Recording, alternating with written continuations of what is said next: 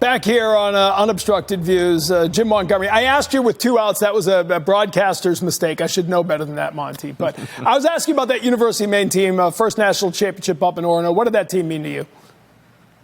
Well, it meant a lot. Not only the 4 years of relationships I had built at the University of Maine, but it really taught us all lessons on the experience of winning. It takes a we commitment. It takes commitment and communication between coaches and players.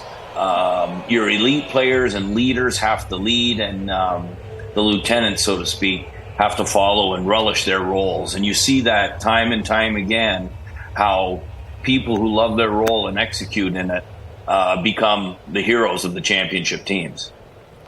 Coach, I heard that you grew up a big fan of Jim Rice. Have you guys crossed paths yet? And if not, I mean, you guys got to get on a golf course together. I mean, I feel like that's where you guys would really bond.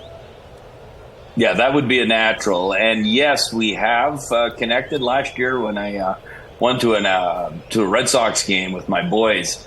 NESN brought me on, and before the game, and I sat down with Mr. Rice, and he signed my jersey, and I have it up in my son's room.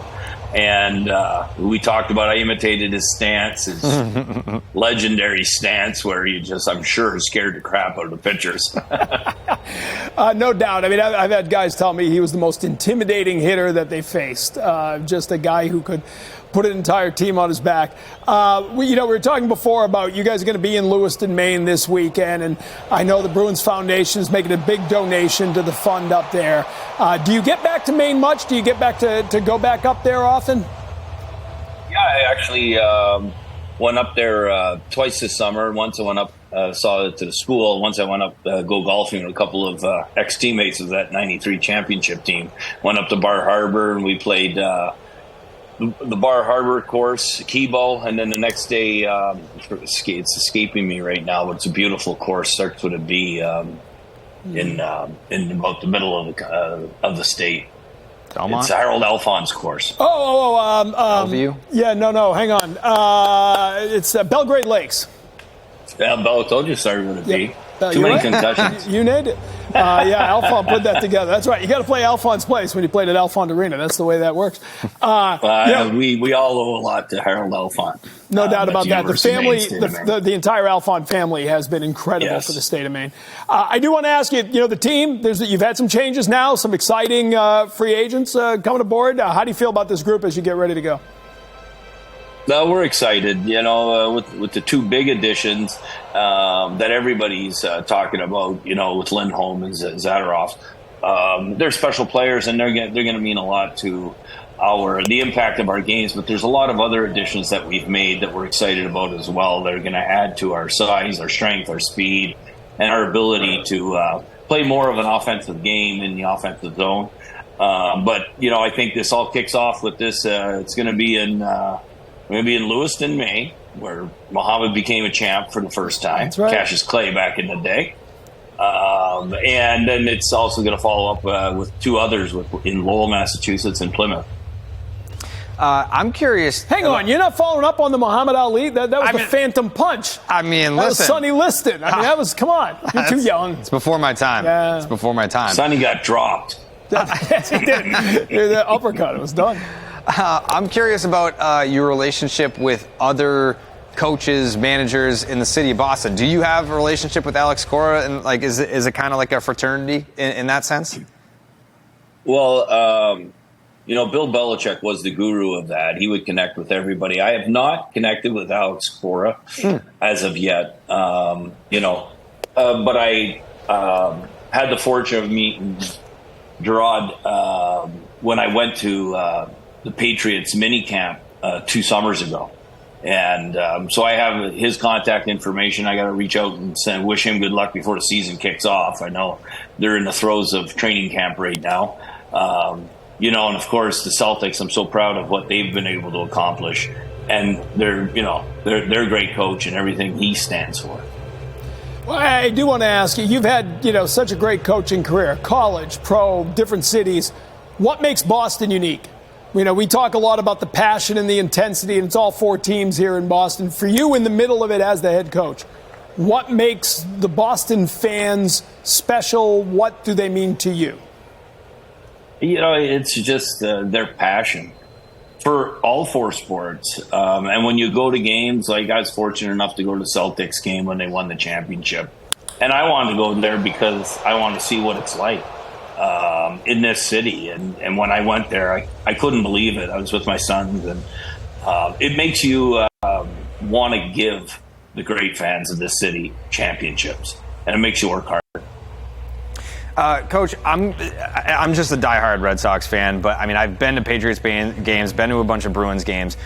How can you sort of talk about the Bruins fan base and how they're different from the other fan bases that exist within the city of Boston?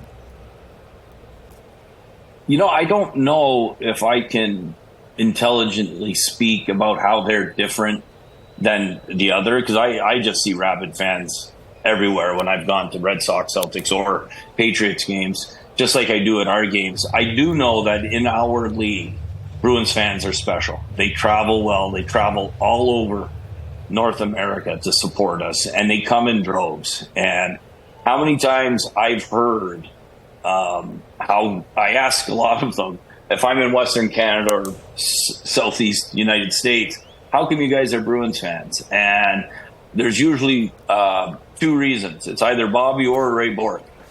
And the future of Boston fans is probably be Patrice Bergeron's name coming out of their mouths.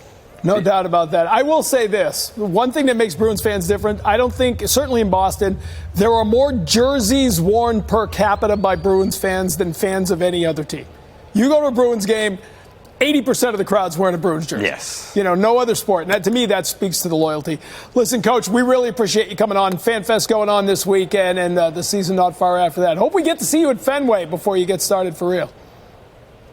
I appreciate that, and I love going to Fenway, best ballpark in the world. And thanks for having me on. Amen to that. Thank you. Thank you, Jim. Jim Montgomery, head coach of the Boston Bruins. I was driving back from Providence, and I got pulled over. I was doing cruise control, so I really was yes, I was technically speeding, but I wasn't gassing it. Hey, look, there's a promo for us right there. That's us. So I had the cruise control set to 77, and the guy pulled me over, and he goes, "Do you know how fast you were going?" And I said, "I know exactly how fast I was going. I had it set to 77 because I love Ray Bork." And he was like, "Honestly," he's like, "I appreciate your honesty, and I love Ray Bork too." He's like, "Get out of here." And that was it. Shit, TC. And just like that. Just like that, it's a tie game. So, that's not good. No, it's not great. But still early. I mean, you want to build up a nice little 3-0 lead. That's exactly why I didn't get excited. Because the Red Sox, Jared Duran leadoff home run last night, get off to a hot start. The energy, the positivity was high. The vibes were great. And lo and behold, it ended up being one of the worst losses of the entire season. Red Sox get up 3-0 in the first inning today. No part of me was like, all right, at least we got this one. Give me the spark notes on your routine to prepare for a game. All right, so I'll typically take 2-3 pages of notes. I start with the pitching staff. I'll go over what they did last outing. I'll do their season stats. I'll go over their pitch mix. I'll go over a videotape of what they did last outing right, what they did wrong, what helped them win, what helped them lose, or caused them to lose on both sides of the mound. I'll look at the offense. What are they doing right? Are they stealing bags? Little things like that. I'll read articles on the game, recent from their beat reporters, from our beat reporters, things like that, just so I can be in tune. I like that. Let's be in. Do you think that we've been to the moon, TC? Yes. You do? I do. Did you see that movie? Yeah, I've seen it. You did see it? You like it? Yeah. I haven't seen it. Yeah. I'm not saying that we didn't. I'm just not sure. You're not sure we did? I'm not sure. I wasn't there. What other conspiracy theories do you subscribe to? I'm interested in conspiracy theories, but I don't believe a lot of them. Last year, was it last year? Maybe 2 years ago, we went to, I was sidelined in Houston because it was right before Kansas City, and I refused to go to Kansas City, so I got Houston. And Mike Narachi, the great director on NESN, he and I went to NASA, which was a really, really good take. Look at that play. He's playing a good stretch by a throw. You can say shit on this show, TC. You know that, We'll right? talk about that later. Yeah. You can. He's trying to get me to swear. Yeah, he's going to say it at least once. But there's a whole thing, too. Somebody told us you can only say it so many times, which Right. makes no sense to me. Either you can swear or you can't. It's not like mound visits. You don't get 5 swears and 1 more in the 9th inning. You can't say the F word, by the way. And then there's certain words you can't say. Can. Cannot. Cannot. Okay. What about that's really all of them. Well, we had this The only ones I go conversation for. before. There are others that would trigger some people, so we won't, I'm just going to avoid the entire messy. No, we're going to get you to say The one. funny thing is, as soon as I logged on here, TC, you said war is good, and then Jared said that that we didn't go to the moon. So I was like, oh, you guys can say whatever you want on this. Yeah, thing. we're just. I let did it not go. say that. Yeah, no, I that's said, what he said. That's not what I He said. questions whether You were the we one went who's to the arguing moon. what I said was out of context. Obviously, TC was not also talking about that. war being Katie good. Nolan, I'm Katie anti-war. Nolan, correction. I said I don't know that we went there because I was not there. I don't know that it happened. Right. So you don't know anything then because you haven't. I don't go outside a lot. I agree. Anything. I don't like to do stuff. I like to sit at home and I watch baseball and wrestling. But if you weren't there, it didn't happen. Is that what we're saying? Not in every case, but I feel like in this case Pretty in particular, wild worldview. Pretty difficult way to live your life. I think it's pretty easy for me. I'm just. I bet. Very easy for you. Yeah. It is Wade Boggs, 240.